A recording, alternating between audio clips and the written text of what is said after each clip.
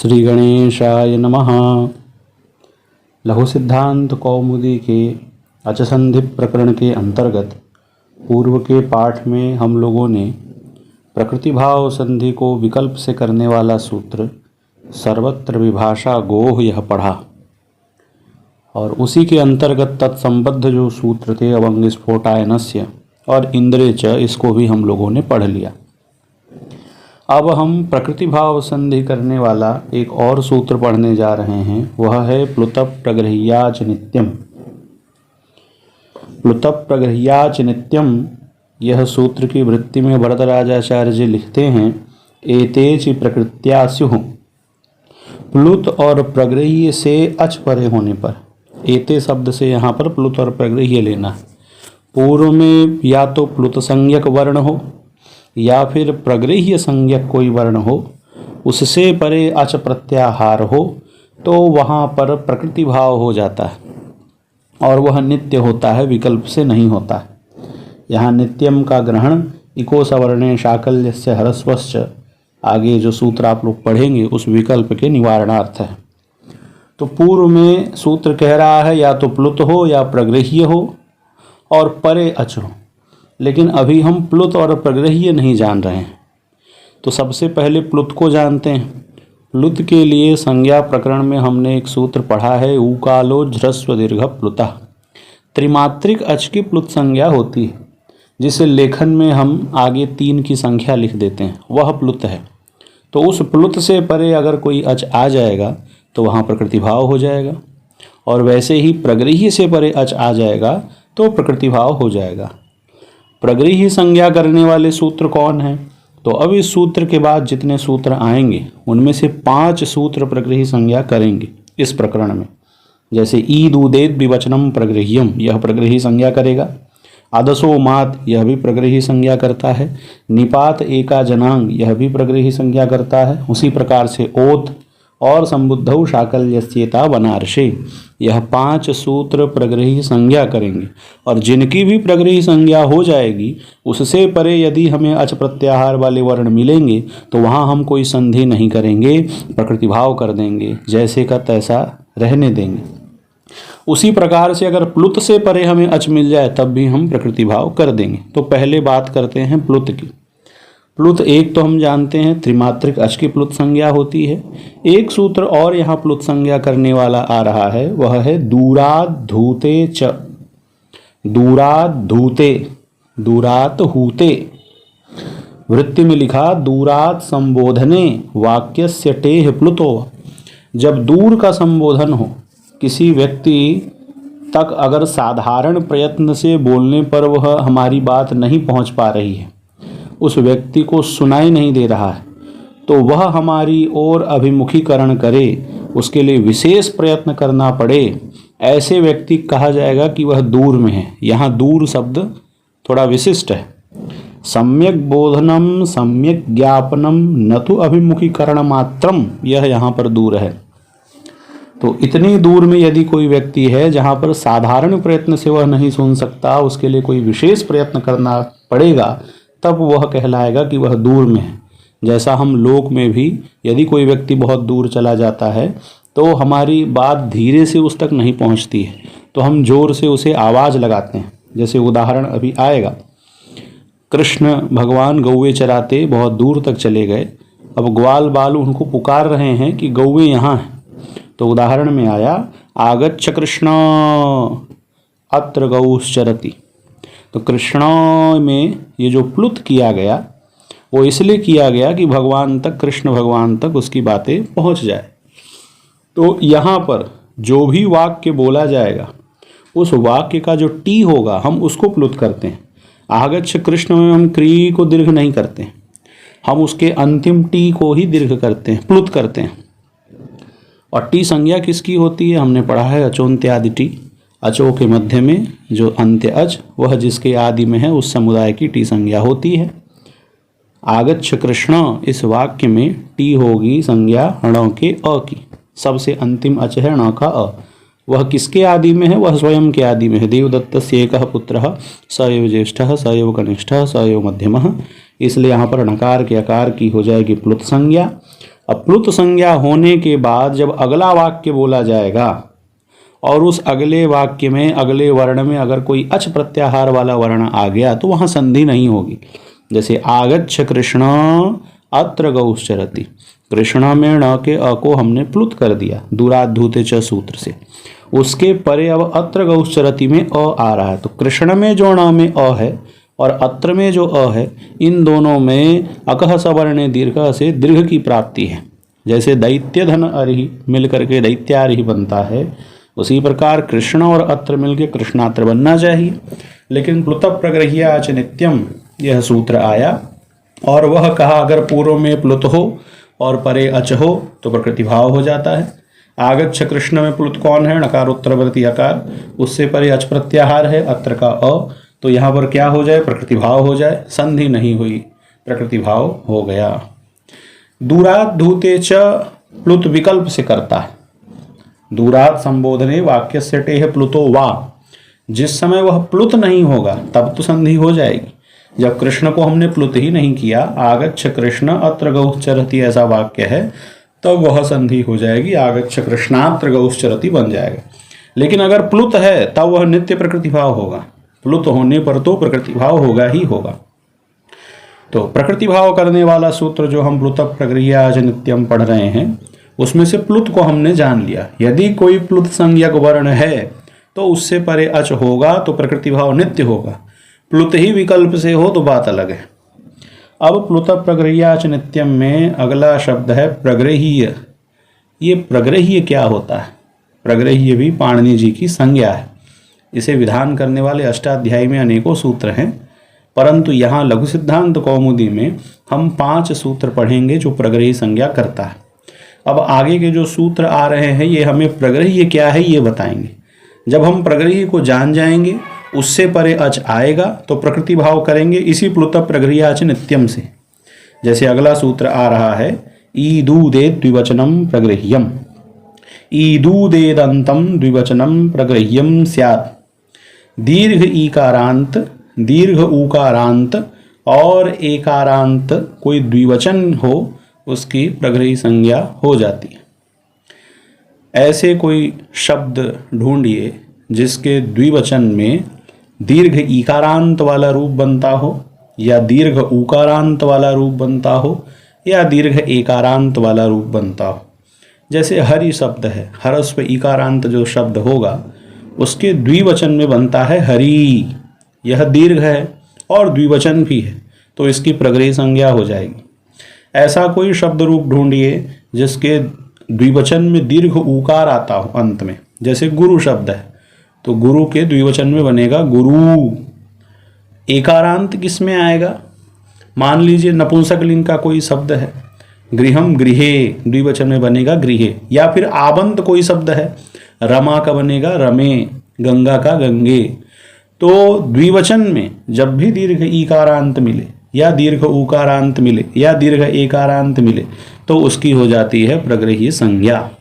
तो उदाहरण वही लिख रहा, हरि धन एतौ, यहाँ 2 हरि हैं, द्विवचन का रूप है।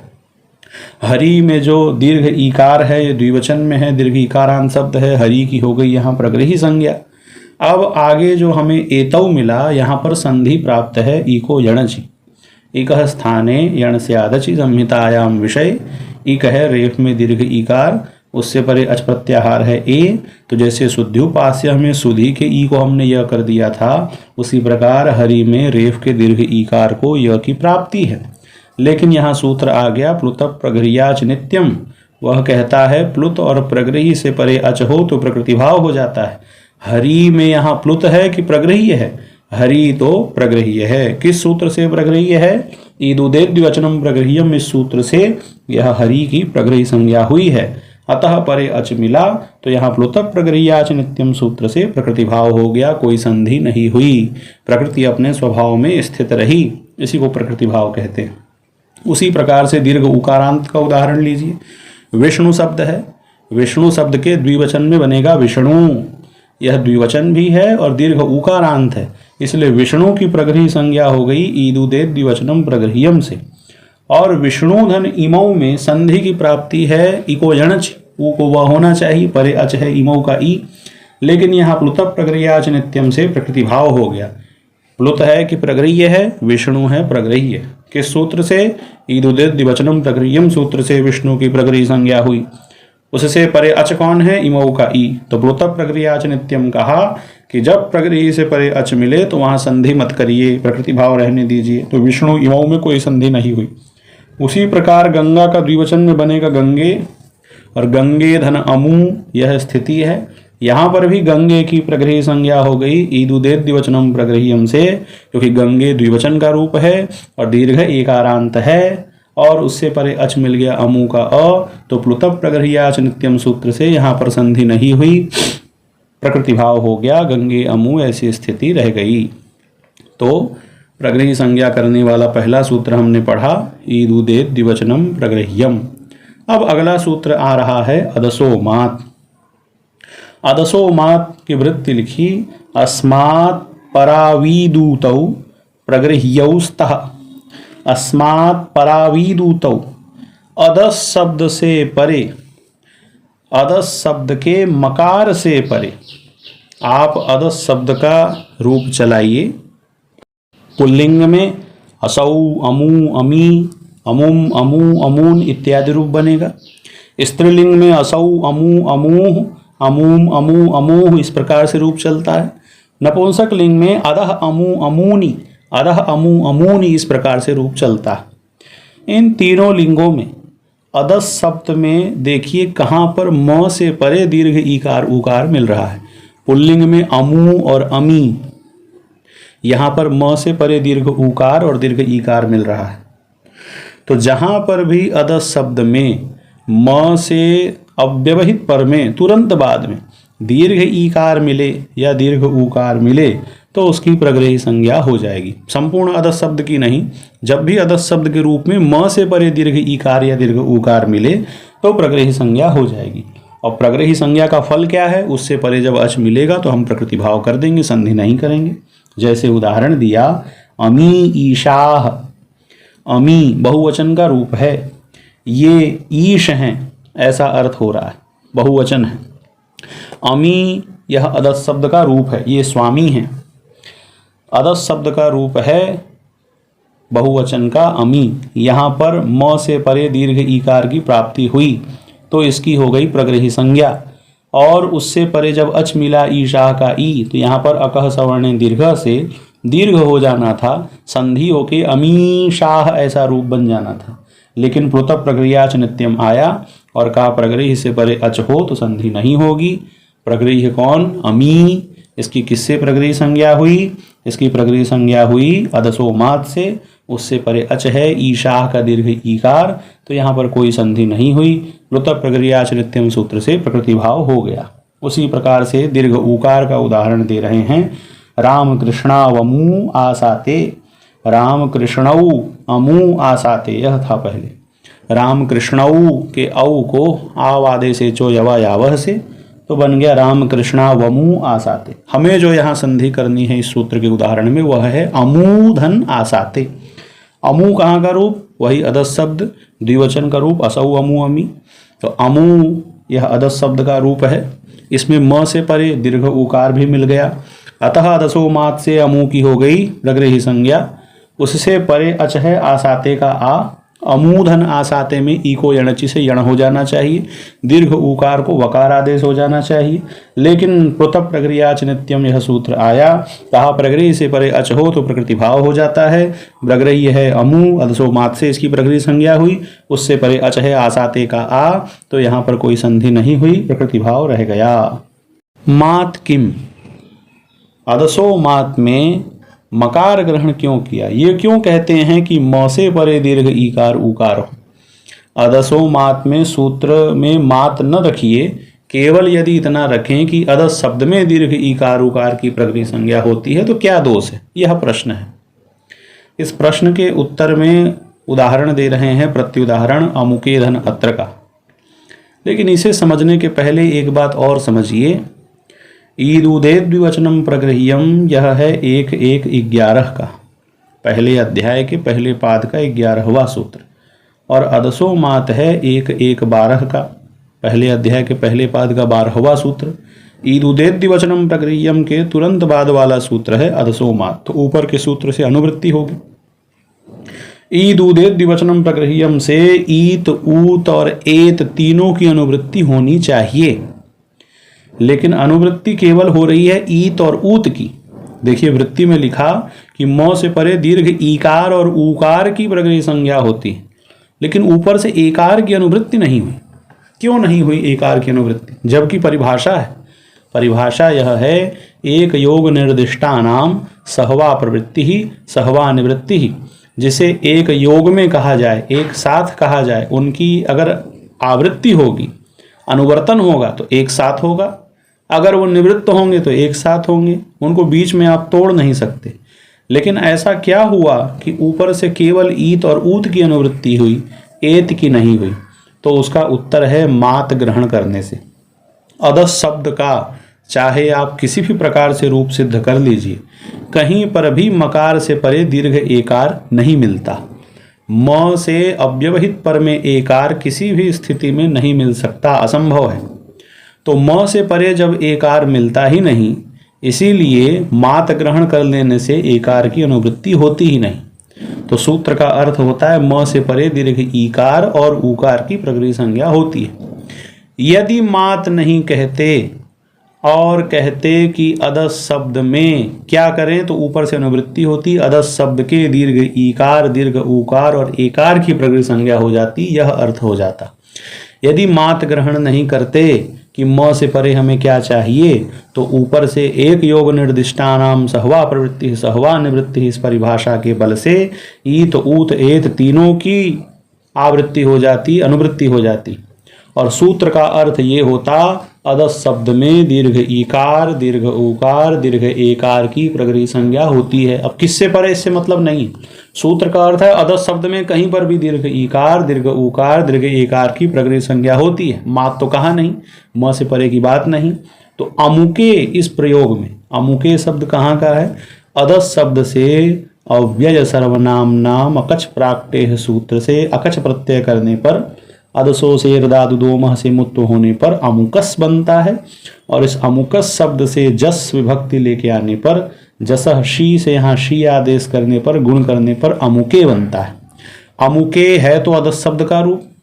अब मान लीजिए मात नहीं कहा, सूत्र का अर्थ है अदस शब्द का रूप हो, दीर्घ ईकार हो, दीर्घ ऊकार हो, दीर्घ एकार हो, प्रगृह्य संज्ञा हो जाती है। अमुके अदस शब्द का ही रूप है और यहाँ एकार है, क में ए ककार उत्तरवर्ती एकार, इसकी प्रगृह्य संज्ञा हो जाती। और अमुके धन अत्र में प्रकृति भाव हो जाता, पूर्व रूप खंडाकार होता ही नहीं, इंगह पदांता दति लगता ही नहीं। अतः ऐसा अनिष्ट प्रयोग न बने, अमुके धन अत्र में संधि का भाव न हो, वहाँ संधि हो जाए, इसलिए सूत्र में मात ग्रहण कर लिया। अच्छा, मात ग्रहण करने से क्या हुआ? मात ग्रहण करने से एकार की अनुवृत्ति ही नहीं हुई, क्योंकि म से परे एकार मिलना असंभव है अदस शब्द में। तो जब एकार की अनुवृत्ति ही नहीं हुई, तो सूत्र का अर्थ हुआ कि अदस शब्द में म से परे दीर्घ ईकार उकार की ही प्रगृह्य संज्ञा होती है। यह मात किम का अर्थ है। अब अगले पाठ में हम प्रगृह्य संज्ञा करने वाला तृतीय सूत्र निपात एकाजनांग इसे पढ़ेंगे।